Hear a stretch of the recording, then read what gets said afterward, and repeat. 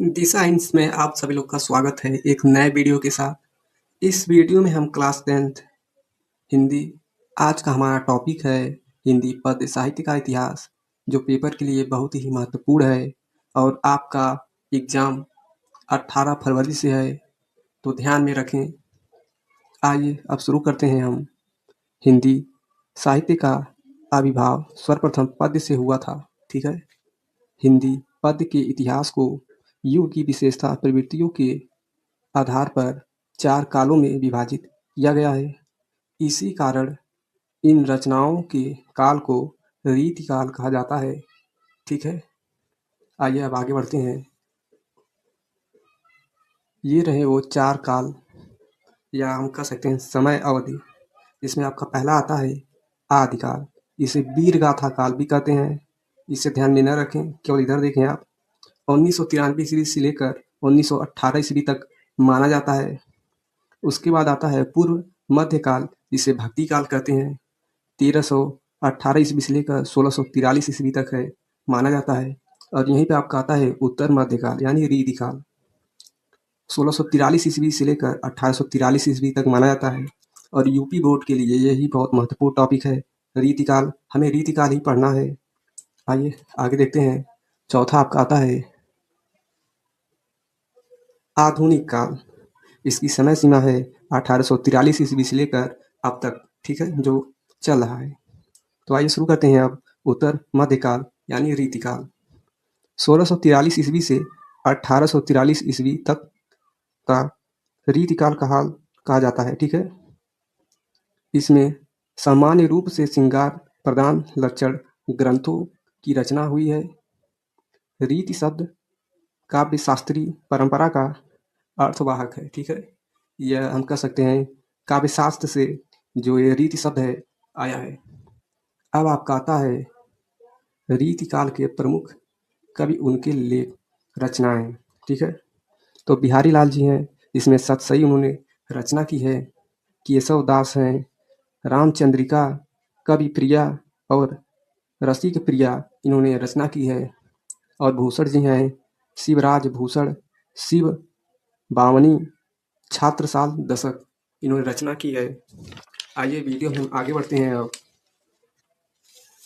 अब यहीं से आता है आपका रीतिकाल की प्रवृत्तियां, या हम कह सकते हैं रीतिकाल की प्रमुख विशेषताएं, ठीक है। इसमें पहला है रीति लक्षण ग्रंथों की रचना, ठीक है। दूसरा है श्रृंगार रस की प्रधानता। और तीसरा है आपका काव्य में कला पक्ष की प्रधानता। और चौथा है आपका मुक्त काव्य की प्रधानता या मुख्यता, ठीक है। और पांचवा आपका है प्राकृतिक का उच्छिपन रूप में चित्रण मिलता है इसमें। अब आपका आता है आधुनिक युग या आधुनिक काल, ठीक है। तो आधुनिक काल को 4 काल में विभाजित किया गया है, जिसमें पहला है भारतेंदु युग, जिसे पुनर्जागरण काल भी कहते हैं। इनकी समय सीमा जो है 1868 ईस्वी से लेकर 1900 ईस्वी तक मानी जाती है। और यहीं पे दूसरा काल आता है द्विवेदी युग, जिसे जागरण सुधार काल कहते हैं। 1919 ईस्वी से लेकर 1920 ईस्वी तक माना जाता है। यहीं पे आता है छायावादी युग, 1919 ईस्वी से लेकर 1938 ईस्वी तक माना जाता है। यहीं पे आता है प्रगतिवादी युग, जो छायोत्तर युग भी कहते हैं, 1938 ईस्वी से लेकर 1943 ईस्वी तक माना जाता है। और यहीं पे आपका पांचवा आता है प्रयोगवादी युग, 1943 ईस्वी से लेकर 1951 ईस्वी तक माना जाता है, ठीक है। तो आपके पेपर के लिए बहुत महत्वपूर्ण है। अब आपका यहीं से स्टार्ट होता है भारतेंदु युग, ठीक है, जिसे पुनर्जागरण काल भी कहते हैं। ध्यान में रखें, भारतेंदु युग की समय सीमा 1868 ईस्वी से लेकर 1900 ईस्वी तक मानी जाती है, ठीक है। इस युग का नाम भारतेंदु हरिश्चंद्र के नाम पर पड़ा है, ठीक है। डॉक्टर नागेंद्र ने पुनर्जागरण काल का नाम दिया है।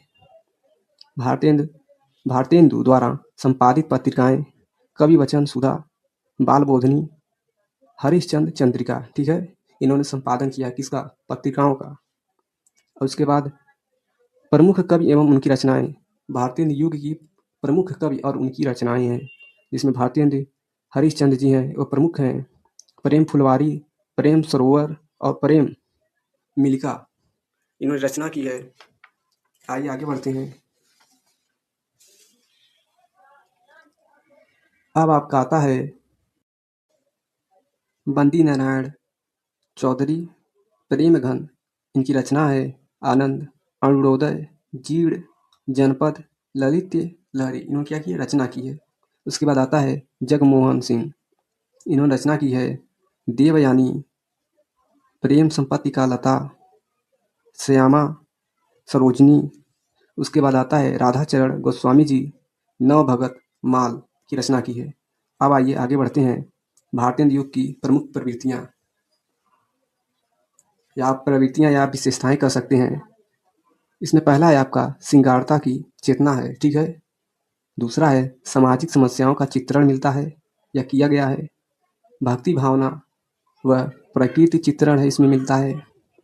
और उसके बाद आपका है देश प्रेम की व्यंजन अथवा राष्ट्रीय भक्ति का अथवा राष्ट्रीयता की भावना मिलती है। किसमें? भारतीय युग की विशेषताएं, ठीक है, भारतीय युग के काल में मिलती हैं। अब आपका आता है द्विवेदी युग यानी जागरण सुधार काल 1900 ईस्वी से लेकर 1922 ईस्वी तक माना जाता है।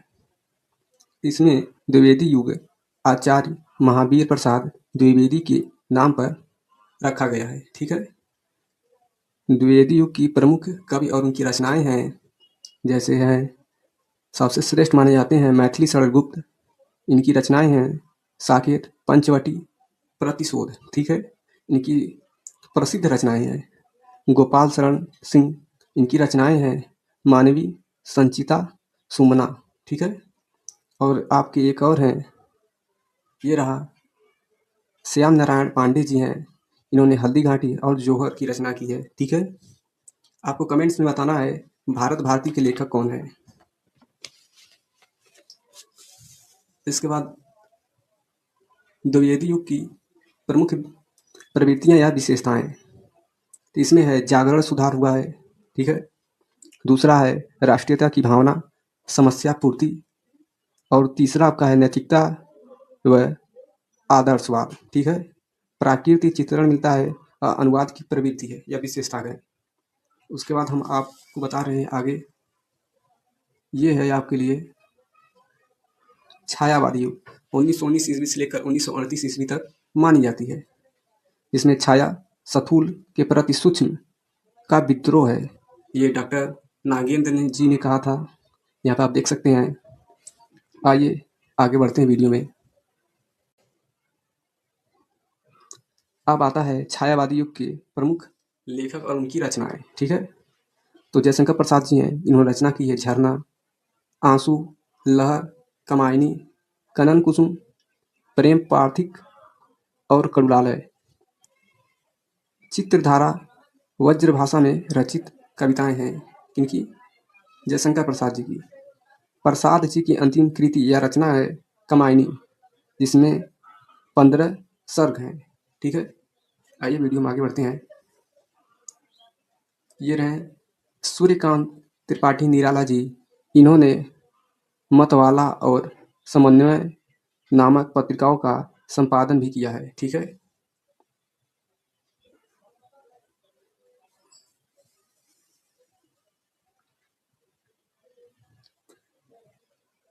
सूर्यकांत त्रिपाठी निराला जी को महाप्राण कवि भी कहा जाता है, ठीक है।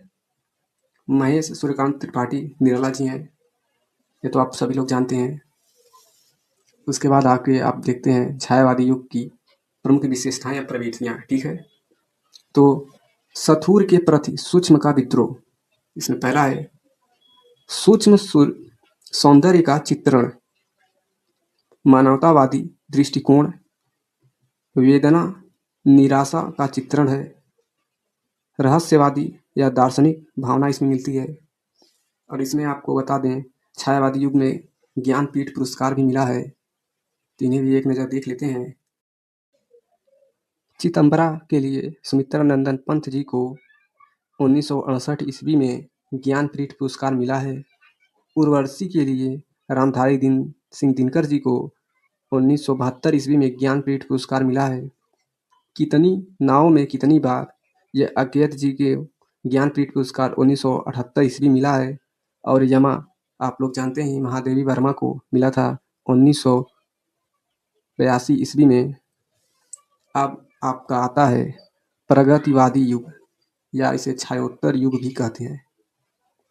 ठीक है, तो समय सीमा है 1929 ईस्वी से लेकर 1943 ईस्वी तक, जिसमें माखनलाल चतुर्वेदी जी हैं।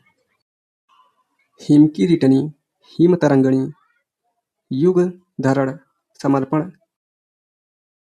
और माता वेणुलो गुजे धारा, इन्होंने क्या किया है? रचना की है।